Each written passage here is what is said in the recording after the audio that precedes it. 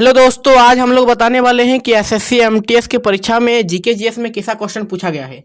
देखिए, आप सभी को पता है कि आज आप लोगों का 30 सितंबर है, जो कि एसएससी एमटीएस का पहला दिन है। ठीक है, एसएससी एमटीएस एग्जाम का पहला दिन है। तो आज हम लोग बताएंगे कि आपका पूरा पेपर एनालिसिस करके दिखा देते, परंतु एसएससी ने नोटिफिकेशन जारी किया था कि उसमें बताया गया था कि कोई भी पेपर एनालिसिस नहीं करेगा। तो इस कारण से आपको पूरा पेपर का एनालिसिस नहीं मिलेगा।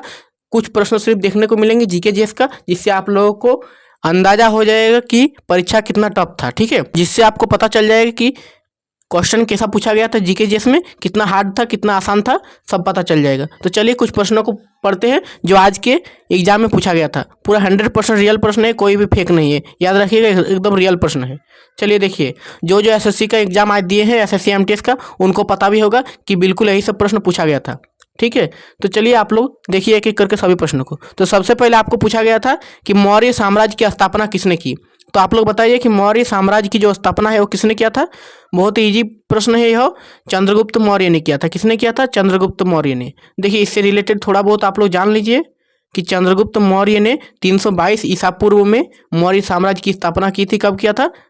322 ईसा पूर्व में। तो ये सब याद रखिएगा। उसके बाद आपका क्या पूछ रहा है कि चंद्रगुप्त मौर्य ने मौर्य साम्राज्य की स्थापना की थी। अंतिम शासक कौन था? तो अंतिम शासक जो था वो बृहदत्त था। कौन था? बृहदत्त। मौर्य साम्राज्य का अंतिम शासक बृहदत्त था, यह भी याद कर लीजिएगा। और आप लोग यह भी पढ़ लीजिएगा कि मौर्य शासक किसको पराजित कर कर बना था। तो नंद राजवंश को पराजित कर कर बना था। किस राजवंश को? नंद राजवंश को। ये सभी प्रश्न जो है याद कर लीजिएगा, इससे मिलता जुलता। देखिए, ये आसान प्रश्न है, मौर्य साम्राज्य की स्थापना किसने किया था? चंद्रगुप्त मौर्य ने। आगे देखिए नेक्स्ट प्रश्न। अगला प्रश्न आपके सामने क्या है? महिला प्रीमियर लीग 2023 में आरसीबी की कप्तान कौन थी? तो देखिए, महिला प्रीमियर लीग जो थी तो उसमें आरसीबी की कप्तान कौन थी? रॉयल चैलेंजर्स बेंगलोर की। तो वो थी आपकी स्मृति मंधाना। कौन थी? स्मृति मंधाना। तो ये स्मृति मंधाना ने WPL 2023 में रॉयल चैलेंजर्स बेंगलोर की कप्तान थी। और वह क्या थी? 2024 में भी रॉयल चैलेंजर्स बेंगलोर की कप्तान है, 2024 में भी। तो देखिए, तो इसका राइट आंसर क्या हो जाए? स्मृति मंधाना। और इसके नेतृत्व में ही आरसीबी ने अपना पहला WPL खिताब जीता था। क्या जीता था? WPL खिताब।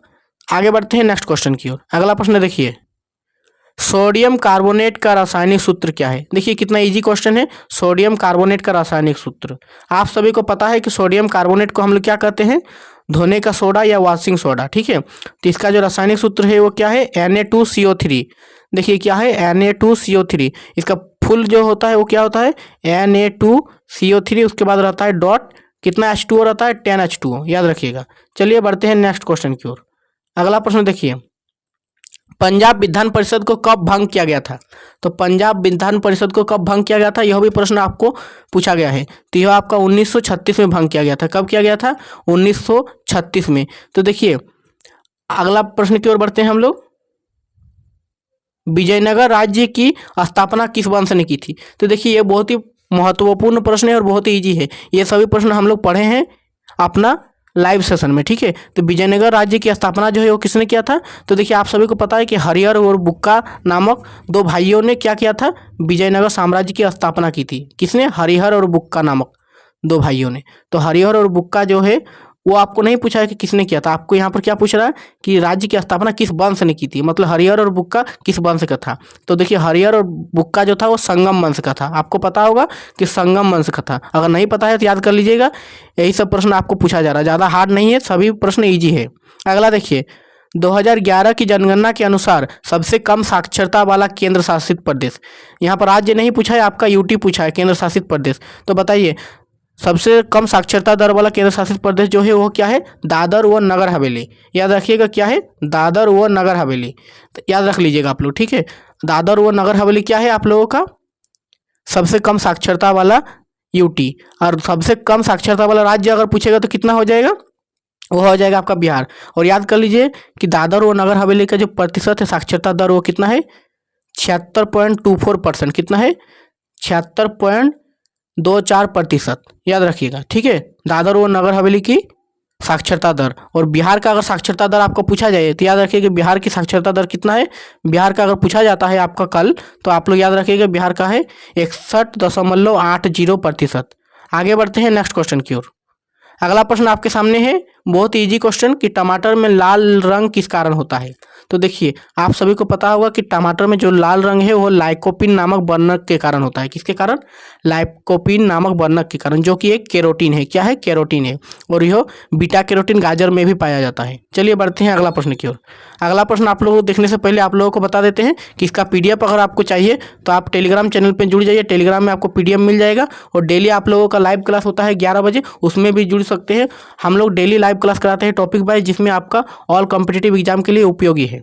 चलिए आगे देखिए क्वेश्चन, भारत के साथ कितने देश भूमि साझा करते हैं। तो यह तो बहुत ही इजी क्वेश्चन है। देखिए भारत के साथ कितना देश भूमि साझा करता है, यानी कि भारत के पड़ोसी देश। तो भारत के पड़ोसी देश कितने हैं? 7 है। टोटल कितने पड़ोसी देश है? 7 है। अब अगर आपका पूछा जाएगा कि कौन कौन से हैं, तो आपको याद रखने का ट्रिक हम लोग पढ़े थे। क्या पढ़े थे? बचपन में MBA किया, बचपन में MBA किया। ठीक है, MBA याद रखिएगा, बचपन में MBA किया। तो देखिए आप बता देते हैं इस सब से। देखिए ब से हो जाएगा आपका बांग्लादेश, च से चीन, प से पाकिस्तान, न से नेपाल। ठीक है, मे को आपका क्या है? मे साइलेंट है।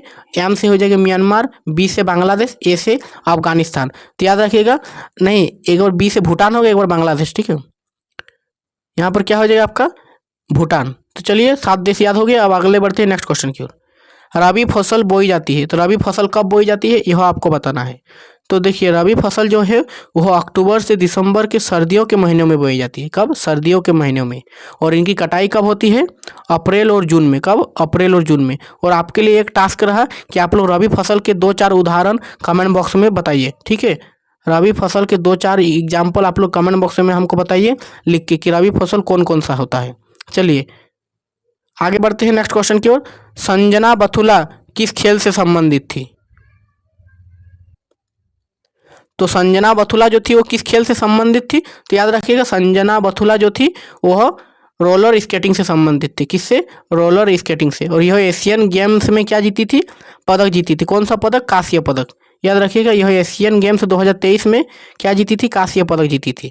चलिए अब बढ़ते हैं नेक्स्ट क्वेश्चन की ओर। अगला प्रश्न आप लोग देख लीजिए, हो गया यह एशियाई खेल 2023 में कांस्य पदक किसने जीती थी? संजना बथुला ने। किसमें? रोलर स्केटिंग में। अगला प्रश्न देखिए, मासिनराम किस राज्य में स्थित है।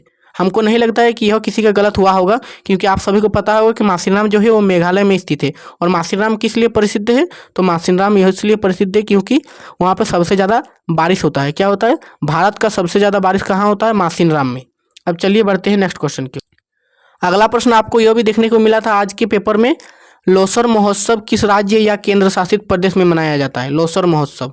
तो लोसर महोत्सव जो है वो आपका लद्दाख में मनाया जाता है। कि यहाँ पर? लद्दाख में।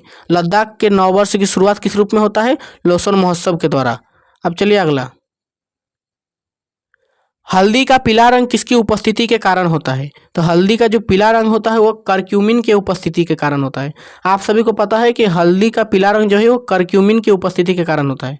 आगे बढ़ते हैं नेक्स्ट क्वेश्चन की ओर। पाटन की महिमा किस भाषा में लिखा गया था? तो देखिए पाटन की महिमा क्या है? एक पुस्तक है। तो वो किस भाषा में लिखा गया था आपको बताना है। तो गुजराती में लिखा गया था। किस में?